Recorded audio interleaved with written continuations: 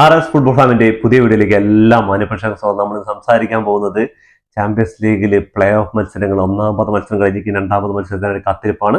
അടുത്ത ആഴ്ചകളായിട്ടാണ് രണ്ടാമത് മത്സരം നടക്കാൻ പോകുന്നത്. അപ്പൊ എന്തായാലും തീപ്പാറിയ പോരാട്ടങ്ങളാണ് ഇനി കാത്തിരിക്കുന്നുണ്ട്. കാരണം എന്ന് പറഞ്ഞാൽ ഒരുപിടി മത്സരങ്ങൾ അവസാനിച്ചു. ആര് വേണമെങ്കിലും സെക്കൻഡ് ലെഗിൽ ലീഡ് നേടിയിട്ട് റൗണ്ട് ഓഫ് 16ലേക്ക് പോകും. അപ്പൊ ആരൊക്കെയാണ് ഇതിൽ സാധ്യതകൾ കൽപ്പിക്കുന്നത്, എന്താണ് ഇതിന്റെ കാര്യങ്ങളെന്ന് നമുക്ക് നോക്കി കഴിഞ്ഞാൽ നമുക്ക് ആദ്യം മുതൽ ഓരോ മത്സരങ്ങളിലേക്ക് വരാം. ആദ്യ മത്സരം നോക്കുകയാണെങ്കിൽ ഇപ്പോൾ നമുക്ക് ഓരോ മത്സരങ്ങളായിട്ട് വിലയിരുത്താം. അടുത്ത റൗണ്ടിലേക്ക് പോകാൻ ചാൻസ് ഉള്ള ടീമുകളായിരിക്കുന്നത്. ആദ്യ മത്സരം നടന്നത് ഗലത്തസറായും ജുവന്റസും തമ്മിലാണ്. ഗലത്തസറായിന്റെ ഹോം ഗ്രൗണ്ടിൽ വെച്ച് നടന്ന മത്സരത്തിൽ 5-2 ജുവന്റസിനെ പരാജയപ്പെടുന്നു. ജുവന്റസ് ഈ അടുത്ത കാലത്തൊന്നും ഗലത്തസറായി ആയിട്ട് വിജയിക്കാൻ പറ്റിയിട്ടുള്ള എന്നുള്ള കളി, ഒരു 3-4 മത്സരങ്ങൾ വിജയിക്കാൻ പറ്റിയിട്ടുള്ള കാര്യമാണ്. അതും 5-2 ലീഡാണ്. ജുവന്റസിന്റെ ഹോം ഗ്രൗണ്ടിൽ പോയിട്ടാണ് അടുത്ത മത്സരം നടക്കാൻ പോകുന്നത്. എനിക്ക് തോന്നുന്നില്ല ജുവന്റസ് ഇതിനെ മറികടന്നിട്ട് എത്താൻ പറ്റുന്നത്. എന്താ പറയുക, 3-4 ഗോളിന്റെ ലീഡ് വേണം അടുത്ത റൗണ്ടിലേക്ക് കയറണമെന്നുണ്ടെങ്കിൽ. അപ്പോൾ എന്തായാലും ഗലത്തസറായും അതിന്റെ ഇടയിൽ 1-2 ഗോൾ അടിച്ചു കഴിഞ്ഞാൽ പണി തന്നെയാണ്. അപ്പോൾ എന്തായാലും ഹോം ഗ്രൗണ്ടിന്റെ അഡ്വാൻറ്റേജ് ഒന്നും കിട്ടിയിട്ട് പറഞ്ഞിട്ട് കാര്യമില്ല. 5-2 ലീഡിനാണ് പരാജയപ്പെട്ടിരിക്കുന്നത്.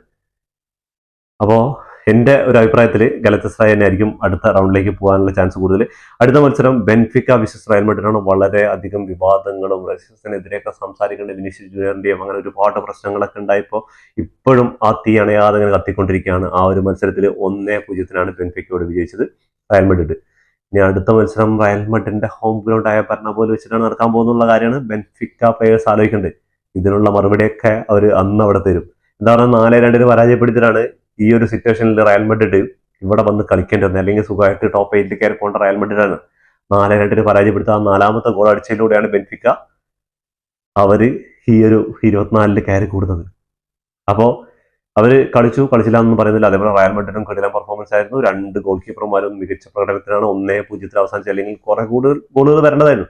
അപ്പൊ എന്തായിരിക്കും ബെൻഫിക്കയ്ക്ക് റയലിനെ മറികടന്നിട്ട് റൗണ്ട് 16ൽ കയറാൻ പറ്റുന്നത് എനിക്ക് തോന്നുന്നില്ല. എന്താ പറയുക, ബെർണബോയിലാണ്. പിന്നെ ബെൻഫിക്കയ്ക്ക് ഒരു പ്രത്യേകത എന്ന് പറഞ്ഞാൽ അവർ 2-3 വർഷങ്ങളായിട്ട് ഭയങ്കരമായിട്ട് പോരാടുന്ന ഒരു ടീമാണ്. പക്ഷെ അതിൻ്റെ ഇടയിൽ ഇങ്ങനെ ഒരു സംഭവം വന്നപ്പോൾ ആ ഒരു ഇതിൽ ഭയങ്കരമായിട്ട് ഇത് ചെയ്യുന്നുണ്ട്. അപ്പോൾ റയൽ മാഡ്രിഡ് ആരാധകർ എന്തായാലും ഒരുമ്പിട്ട് തന്നെ ഇറക്കുള്ളൂ. എന്താ കാരണം എന്ന് പറഞ്ഞാൽ ബെൻഫിക്കയുടെ ഗ്രൗണ്ടിൽ വിനീഷ്യസ് ജൂനിയറിന്റെ കാലിൽ ബോൾ കിട്ടുന്ന സമയത്തൊക്കെ അവർ ആ വിസില് ചെയ്തിട്ട് ആകെ അലമ്പാക്കിയിട്ട് ആ ചങ്ങായിന് മാത്രമായിട്ട് ടാർഗറ്റ് ചെയ്യണ്ടായിരുന്നു. അപ്പൊ അതേപോലെ ഇവിടെ ബസ്റ്റാനി കളിക്കാൻ ഇറങ്ങുകയാണെങ്കിൽ ആൾക്കുള്ള പണി റയൽ മാഡ്രിഡിന്റെ ആരാധകർ റെഡിയാക്കി ഉണ്ടാവും എന്നുള്ള കാര്യം സംശയമൊന്നുമില്ല. അത് പ്ലെയേഴ്സ് ആണെങ്കിൽ ആ ഒരു രീതി തന്നെയാണ് അവനെ ട്രീറ്റ് ചെയ്യുന്നുള്ള കാര്യമാണ്. അപ്പോൾ എന്തായിരിക്കും അതിന്റെ റിസൾട്ട് കഴിഞ്ഞാൽ എനിക്ക് എൻ്റെ ഒരു അഭിപ്രായത്തിൽ റയൽ മാഡ്രിഡിന് അത്ഭുതങ്ങൾ സംഭവിക്കുന്ന ഫുട്ബോളാണ്. ആ ഒരു ഗോളിലെ ലീഡേ ഉള്ളൂ. പക്ഷേ ബെൻഫിക്കയ്ക്ക് തിരിച്ചു വരാൻ ചാൻസ് ഉണ്ട്. ജോസ് മൊറീനോ എന്ന് പറയുന്ന അവരുടെ കോച്ച് ഉണ്ടാവില്ല, റെഡ് കാർഡ് കിട്ടിയിട്ട് പുറത്താണ്. അതുകൊണ്ട് ആളുണ്ടാവാൻ ചാൻസ് ഇല്ല എന്നുള്ളതാണ്. അത് അവർക്ക് വലിയൊരു അടി തന്നെയാണ്. പിന്നെ എവേ മാച്ച് ആണെന്നുള്ള കാര്യമാണ്. അപ്പോൾ അതുകൊണ്ട് എന്തായാലും റയൽ മാഡ്രിഡിന് അടുത്ത ഗ്രൗണ്ടിലേക്ക് കയറാനുള്ള ചാൻസുകൾ ഉള്ളൂ എന്നാണ് എൻ്റെ ഒരു അഭിപ്രായം. അടുത്ത മത്സരം നോക്കുകയാണെങ്കിൽ മൊണോക്കോന്റെ ഹോം ഗ്രൗണ്ടിൽ വെച്ച് നടന്ന മത്സരത്തിൽ PSG 3-2 മൊണോക്കോയെ തോൽപ്പിക്കുകയാണ്. 2 ഗോളിൽ ആദ്യം 17 മിനിറ്റ് ആകുമ്പോഴേക്ക് 2 ഗോൾ നേടിയിട്ട് മൊണോക്കോ ടോപ്പിലെത്തുന്നത്. PSG ഇല്ലാതായി എന്ന് വിചാരിച്ചാ. അതിനുശേഷം നിസാരിറ്റിയുടെ 2 ഗോളുകളും അഷ്റഫ് ഹക്കീമിയുടെ ഗോളിലൂടെ 3-2 എത്തിച്ച്. അതിനിടെ ഒരു വിറ്റിനയുടെ ഒരു പെനാൾട്ടി മിസ് അടക്കമുണ്ട്. അപ്പൊ മൊണോക്കോ ഡിഫൻസിന് ഇറങ്ങി നോക്കിയതാ, 2 ഗോളൊക്കെ ലീഡായില്ല. 17 മിനിറ്റ് ആയിട്ടൊന്ന് ആലോചിക്കണം, അവിടെ PSG ആണ് ഒപ്പോണന്റ് ആയിട്ട് കളിക്കുന്നതെന്ന് ആലോചിക്കുക. അത് ആലോചിക്കാൻ നിന്നില്ല. അവര് ആ ഒരു കുറച്ച് ലൈനിന്നൊക്കെ ഇറങ്ങി കളിക്കാൻ തുടങ്ങി. അതിന്റെ ഫലമായിട്ട് തുരുതുര ഗോളുകളാണ് വഴങ്ങിയത്. അങ്ങനെ ഇനി PSG ഗ്രൗണ്ടിലാണ്. എത്രമാത്രം മൊണോക്കോയ്ക്ക് തിരിച്ചു വരാൻ പറ്റുമെന്ന് തോന്നുന്നില്ല. എനിക്ക് തോന്നുന്നു 3-4 ഗോള് PSG അടിച്ചിട്ട് ജയിക്കുന്നതെന്ന് തോന്നുന്നുണ്ട്. പറ്റുകയാണെങ്കിൽ മൊണോക്കോ ഒരു ഗോൾ കൂടി സ്കോർ ചെയ്യായിരിക്കും. അതേ ഉണ്ടാവുള്ളൂ. എന്തായാലും PSG അവിടുന്ന് കയറാം. അടുത്ത മത്സരം നോക്കുകയാണെങ്കിൽ ഡോട്ട്മണ്ടിന്റെ ഹോം ഗ്രൗണ്ടിൽ വെച്ച് അറ്റ്ലാന്റ 2-0 ബൊറൂസിയ ഡോട്ട്മണ്ട് പരാജയപ്പെടുത്തുക.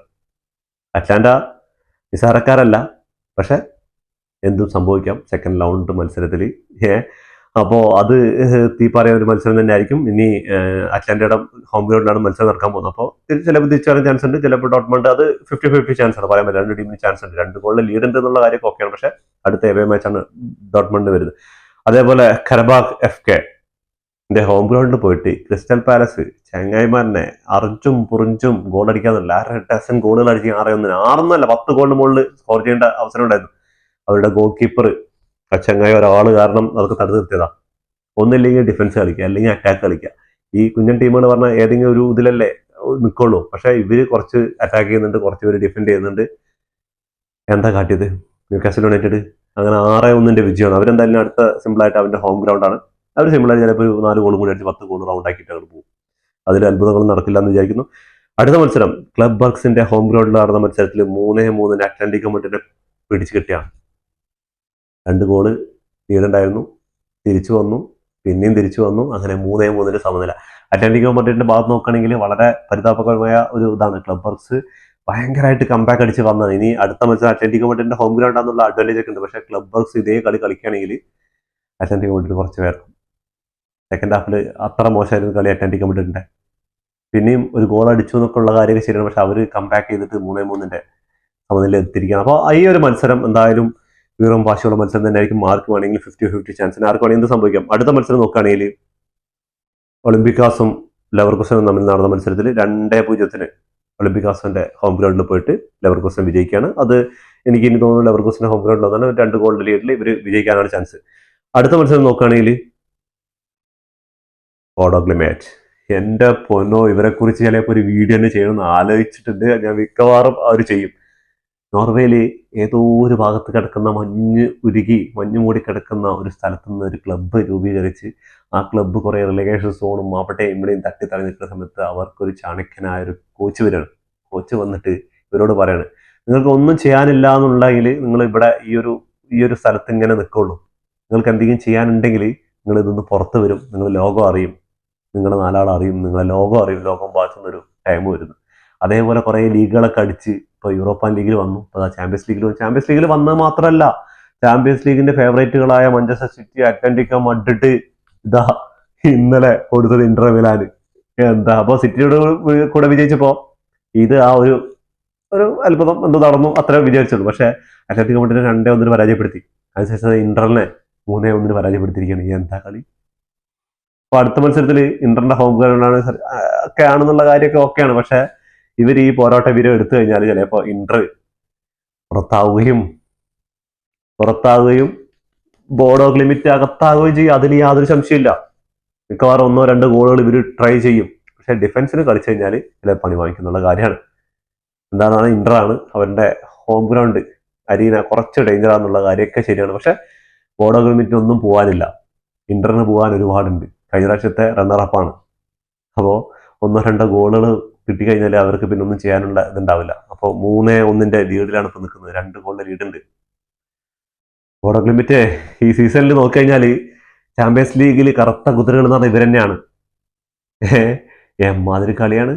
അവരുടെ ആ ഒരു 3rd ഗോളൊക്കെ കണ്ടിട്ട് എനിക്ക് അങ്ങോട്ട് കണ്ണു തള്ളിപ്പോയി. ഇത്രയും നല്ല എക്സ്പീരിയൻസ് ആയിട്ട് കളിക്കുന്ന ഒരു ടീം, അവർ ഡിഫൻസിലായിക്കോട്ടെ ഒരുമിച്ച് ടോട്ടൽ ഫുട്ബോളായിട്ട് അങ്ങോട്ട് വരികയാണ്. അതുപോലെ അറ്റാക്കിങ്ങിലേക്കാണെങ്കിൽ ഒരേപോലെ വരികയാണ്. അതുപോലെ മിഡ്ഫീൽഡിൽ ബോൾ ബ്ലോക്ക് ചെയ്യാനും സപ്ലൈ ചെയ്യാനും ആ ഒരു 3ാമത്തെ ഗോളൊക്കെ പാസ് ചെയ്തിട്ട് ഇത്രയും സമ്പന്നമായ അല്ലെങ്കിൽ ഇത്രയും അടിപൊളി ഡിഫൻഡർമാരായിട്ടുള്ള ഇന്റർ മിലാന്റെ ആ ഒരു ഡിഫൻഡിങ് നിരയെ അങ്ങനെ കറക്കിയിട്ടാണ് അവർ ആ ഒരു ഗോളൊക്കെ അടിക്കുന്നത്. ഗോൾ കീപ്പറെയൊക്കെ ഇങ്ങനെ എന്താ പറയുക, അത്രയും നല്ല ചടുലമായ പാസുകളും കാര്യങ്ങളൊക്കെ കിട്ടിട്ടാണ് ആ പെനാൽറ്റി ബോക്സിൽ വെച്ച് അവർ കളി നനയുന്നത്. എനിക്ക് തോന്നുന്നില്ല ഒരു കുഞ്ഞൻ ടീമാന്നുള്ള ഒരു ഇതൊന്നും തോന്നുന്നില്ല. വെൽ എക്സ്പീരിയൻസ് യൂറോപ്പിൽ ചാമ്പ്യൻസ് ലീഗ് കളിച്ച് യൂറോപ്പ ലീഗ് കളിച്ചിട്ടുള്ള വെൽ എക്സ്പീരിയൻസ് ആയിട്ടുള്ള ആ ഒരു ടീമിന്റെ കളിയൊക്കെയാണ് അവർ കളിച്ചുകൊണ്ടിരിക്കുന്നത്. എന്തായാലും ഈ സീസണിൽ ഇങ്ങനെ പോവുകയാണെങ്കിൽ ഇന്റർ മിലാനെ പരാജയപ്പെടുത്തുകയാണെങ്കിൽ അടുത്ത മത്സരം വരുമ്പോൾ കുറച്ച് രസമായിരിക്കും ഇവർ അതേപോലെ തന്നെ സ്പോർട്ടിംഗ് CP ഒക്കെ ഉണ്ട് റൗണ്ട് ഓഫ് 16. അപ്പോൾ എന്തായാലും കറുത്ത കുതിര കാണാൻ ബോർഡ് ഓഫ് ലിമിറ്റ് ഉണ്ടാവും. അപ്പോൾ അടുത്ത മത്സരങ്ങൾ നോക്കിക്കഴിഞ്ഞാൽ അടുത്ത ആഴ്ച 26-ാം തീയതി 27-ാം തീയതി ഒക്കെ ആയിട്ടാണ് ചാമ്പ്യൻസ് ലീഗിന്റെ അടുത്ത റൗണ്ട് മത്സരങ്ങൾ. അതിൽ കുറെ കണക്കുകൾ ബാക്കിയുണ്ട്. അതേപോലെ ഇങ്ങനത്തെ കുറച്ച് അത്ഭുതങ്ങളൊക്കെ നടക്കാൻ ചാൻസ് ഉണ്ട്. അപ്പോൾ എന്തായാലും കാത്തിരുന്ന് കാണാം. ഫുട്ബോൾ ലോകത്തെ പുതിയ വിശേഷങ്ങളായി വീണ്ടും കാണാം. ഈ വീഡിയോ ഇഷ്ടപ്പെട്ടാൽ ലൈക്ക് ചെയ്യുക, ഷെയർ ചെയ്യുക, സബ്സ്ക്രൈബ് ചെയ്യുക.